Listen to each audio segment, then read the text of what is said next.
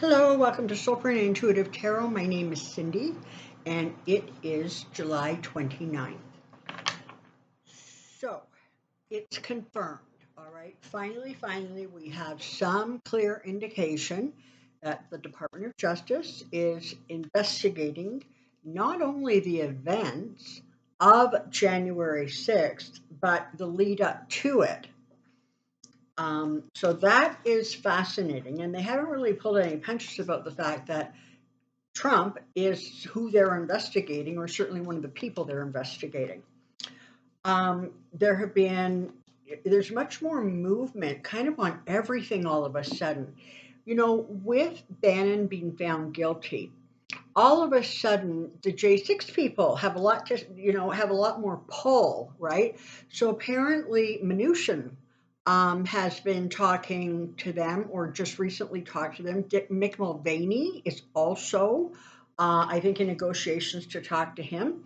And it very much seems as if you've talked to the J6, you are going to be or will be talking to, or really don't have a good reason not to talk to the Department of Justice. So this is all really good news. Now, I caution everybody to not think that this means that by, October, everything's going to be settled. It's not. I've said it before, I'll say it 100 more times. The process has to be bulletproof. Okay, the Department of Justice cannot bring charges against somebody, an ex-president, um, and lose the case. Okay, like it just can't happen. And what passes for reasonable proof, I guess, in the public domain, is maybe not exactly the same thing as what is required in court in a legal sense. So we have to all take a deep breath and be very, very patient and trust that um, this is going to move along expediently, but it's going to take some time, and that's okay. We're okay with that. It's really interesting, though, that they were talking sort of about like sedition conspiracy charges against Trump. Now, even though I have personally, as a layman, I think that's the perfect thing to go after him for. But that, of course, creates a situation where he cannot run for office. And,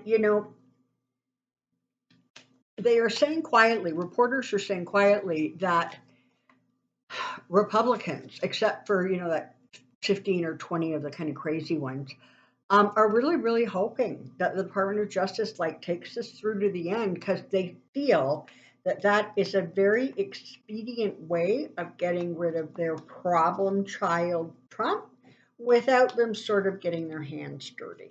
So, backbones of steel those guys have. Honest to God, you just backbone. What's that? Profiles in courage. Oh yeah, that's them. Okay. Also, before I forget, I got Wisconsin and Pennsylvania mixed up. I apologize to both states. Um, so in the previous video, wherever I said Wisconsin, I meant um, Pennsylvania. Okay. Woo. Hang on. Okay. So obviously this is what I want to look at. I want to see what this investigation looks like, how big a scope it's going to have. Maybe we can get some sort of timing. But let's start with first things first and ask the pendulum a couple of questions. Okay, so the pendulum is going side to side. It's ready to talk. Pendulum. Are there going to be indictments filed against the former president, Donald Trump, by the Department of Justice? Will there be indictments? Whoa, that's a really strong yes, people.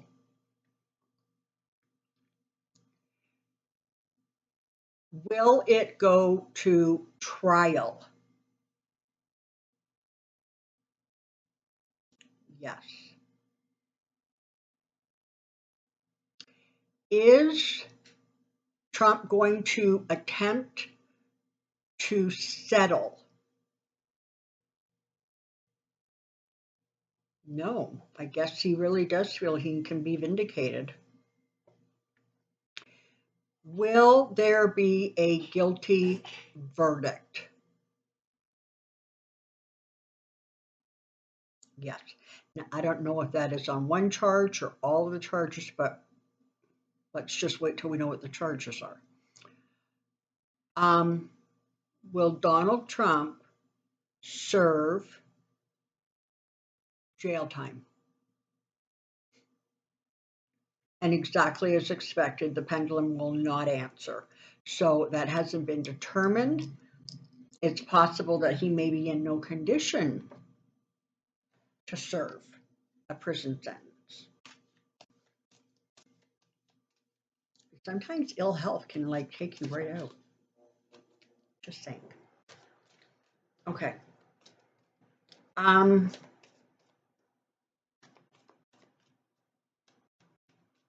It's nice to see that Matt Gaetz is getting some really strong pushback after his unbelievably ignorant comments about the kind of women who support abortion rights or free choice rights.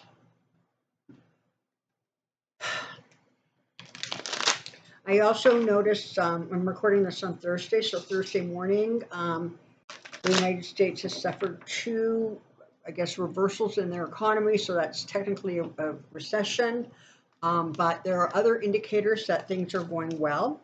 I also saw that they finally negotiated something with Manson, that they're actually bringing to the floor for, it has to do with prescription costs and energy,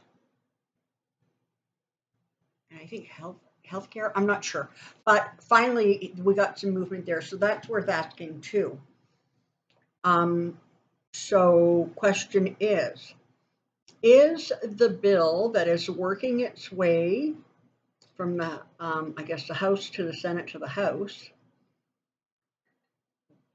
regarding prescription prices, is that bill going to pass? Yes. And is that bill going to be signed into law?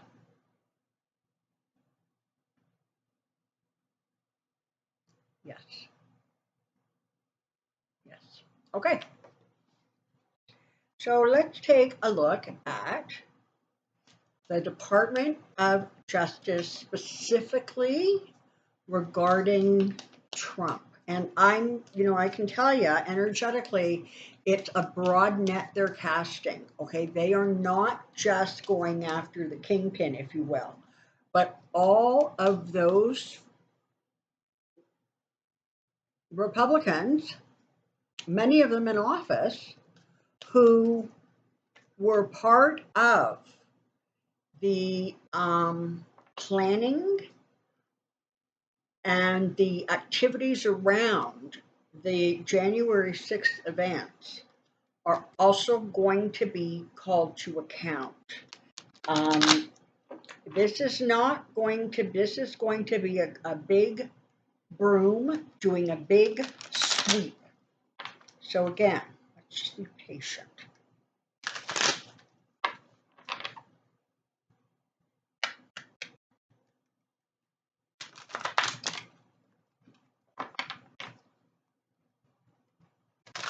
I'm also just being told now that the January 6th committee will continue to be holding hearings in, I think, October. So September and October, the beginning of October. Come on down. I have a question. Here we go. Department of Justice investigation Trump. Department of Justice investigation Trump. Department of Justice investigation Trump.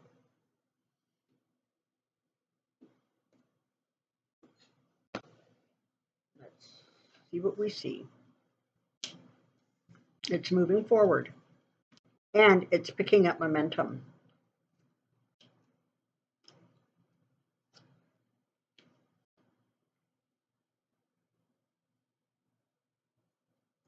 There's a lot that's being looked at in terms of the whole stop the steal. So I don't know whether that has to do with funds that were raised or um, other prominent people's connection to that stop the steal. But there are a lot of people who are going to have a lot of explaining that needs to be done, and frankly, defending that needs to be done. But the Department of Justice is moving forward carefully with speed, okay? And they are really not,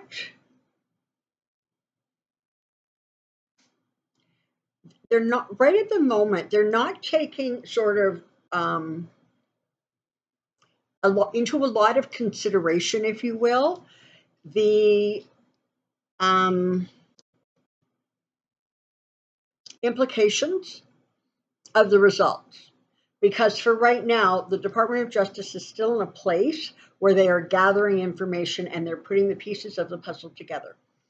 And for now, that is their focus. It's not, you know, what will this do to the country? Is it going to divide it worse? You know, how are people going to react? That doesn't seem to honestly be playing into too many of their, it's there in the background, kind of hovering around. But at this point, they really are very focused on the job at hand. And the job at hand right now is gathering information, presenting it to a grand jury, which we now know has been seated since at least, I guess, April.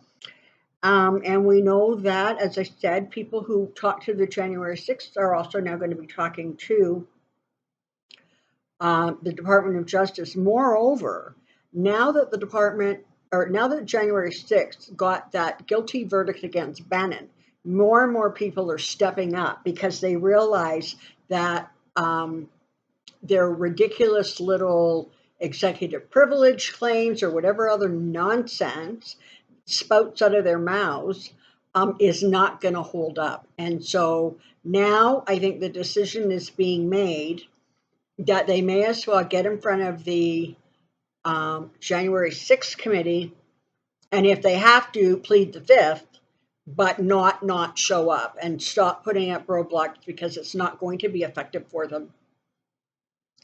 And the other thing that they are mindful of is what repetitively repeating the words I take the fifth looks like on television when it is played back during the hearings. So both the Knight of Swords and the Page of Swords. So there really is movement coming forward right now. Okay, so this is part of what was going on. This is instead of what took so long. You have to go back and remember that Merrick Garland inherited a disaster of a Department of Justice because it had become so partisan, something that it's just not supposed to do, that he really did have a lot of cleanup to do. And until there was a sufficient cleanup to figure out sort of who was not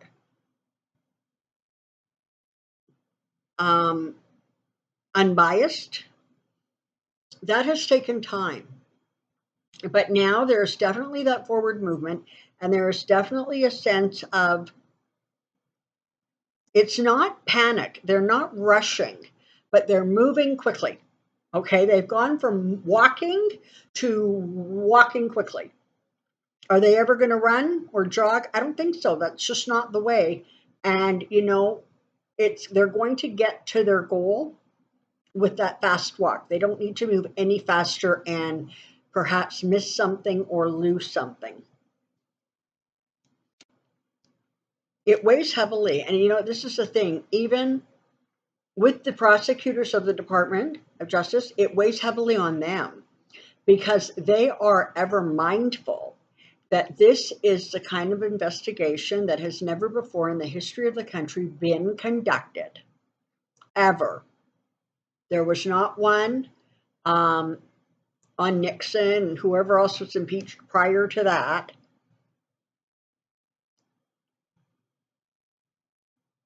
This is the first time you have a president who stepped so far out of line and had no shame and therefore just dug his heels in. And so they're well aware of not only the seriousness of what they're looking at and what they're doing, but they're also very mindful of the fact that it has to be done right. But make no mistake, they have every intention of following the facts literally where they lead. And again, it looks like there's going to be information coming out with regards to money, how money was spent, that kind of thing, that are going to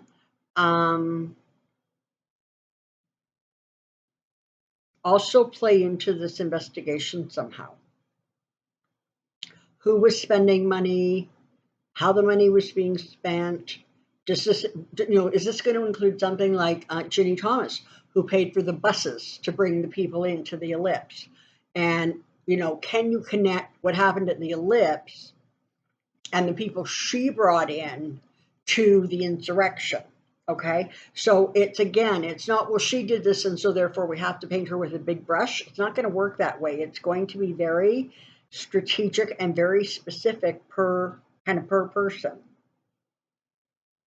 I'm also being told right now that the situation in Georgia is likely to proceed and, in fact, in some ways, take precedence or go before the January 6th investigation in terms of indictments coming out.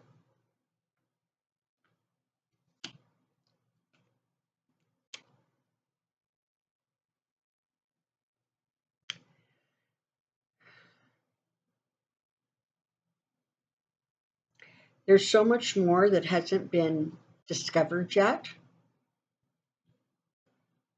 about him, the shenanigans, the plans, who was involved, etc., than we know right now. There's like lots more information to come out. And it's, as it comes out through January 6th, it's also going to end up being funneled to the Department of Justice. So it really is a feeling of everything closing in on him. He is being surrounded now on all fronts. If it is not a state going after him, it is the federal government. If it is not the federal government, it is civil charges. It's just one thing after another, and it's all starting to come together. And he's feeling the pressure. He is losing power. I mean, Fox News officially is now all about DeSantis. I mean, okay, great. That's not a great plus, but it is quite a little slap in the face to Trump, who is now being pushed to the side by, that news organization that really spent so much time defending him and praising him and exclusively showing him. The other day, there were sort of dueling speeches, as it were. One was being given by Mike Pence and one was being given by Trump. They showed 17 minutes of the Mike Pence speech. These were in two different places, obviously, and zero minutes of Trump. That is incredibly telling. So, draw your eyes to the horn in the judgment card. One of the things that Trump is really struggling with is he doesn't have a megaphone anymore. He's going to complain on Truth Social, which he does, but he doesn't have a broad way to get his message out. And that is absolutely hampering him. And that is impacting how He's being received and perceived. So energetically, what's going on is you have the Republicans who are MAGA. Okay, it doesn't matter what he says or does. He's the king. Okay, but you also have all of those other Republicans who are like, I'm going to plug my nose and vote for this guy because. Well, those people are no longer plugging their noses, and they are pushing hard for an alternative to Trump.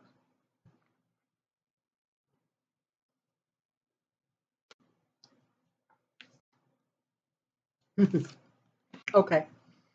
So, as more and more information comes out, as there is more exposure, as there is more light being shone on what was going on in Trump's mind, around Trump, what he was directing, he will then ultimately face that disappointment. And the three here is kind of, I'm feeling a little bit significant on the Three of Swords. It feels like there are going to be three specific areas where he really, really gets called to task. So, could it be the defamation case? Again, with Carol, probably the case out of Georgia and the Department of Justice. Could those be the three where he actually really feels everything tightening on him? But he's up for a world of hurt, and all of that, plausible deniability, all of that, it wasn't me. All the dirty tricks are going to start coming out. I would be fascinated to know if Roger Stone, for example, has been subpoenaed by the Department of Justice, whether Bannon is going to get subpoenaed by the Department of Justice. Going to be very, very interesting to see the tricksters getting called into this or dragged into this mess. And make no mistake, they're in it and they're going to suffer the ramifications of that. More exposure. Yeah. So as things come to light and money trails are followed, and the Department of Justice ultimately is going to win. I think that's what I'm taking a really, really long time to say here. Ultimately, the Department of Justice is going to see this through. It could take longer than any of us want, but honestly, we just got to suck that up because you know why? Justice is on the way. And Donald Trump is very definitely going to feel that sharp sword of justice coming at him. Where's my Fool card? Oh, it doesn't, there it is. Right? So he's going to feel, this is what you need to remember, these four cards. These both represent Trump. Justice is coming for him. And it's coming for him in a way that, the thing about a sword is it's two-edged, right? There's blades on either side.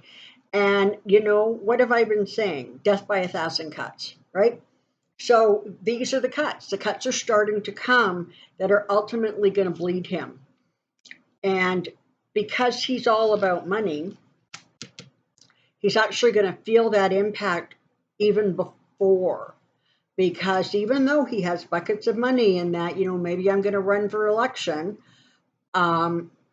he is not going to be able to pull the amount of money that he needs to keep the grift going, perhaps, in my opinion. Question: is Donald Trump ever going to hold public government office again in the United States? Is he ever going to hold office again? No, he is not. I guess he couldn't even get elected as a dog catcher. Okay, and one final question. So I know that one of the times that I was doing a pendulum sort of session, I asked about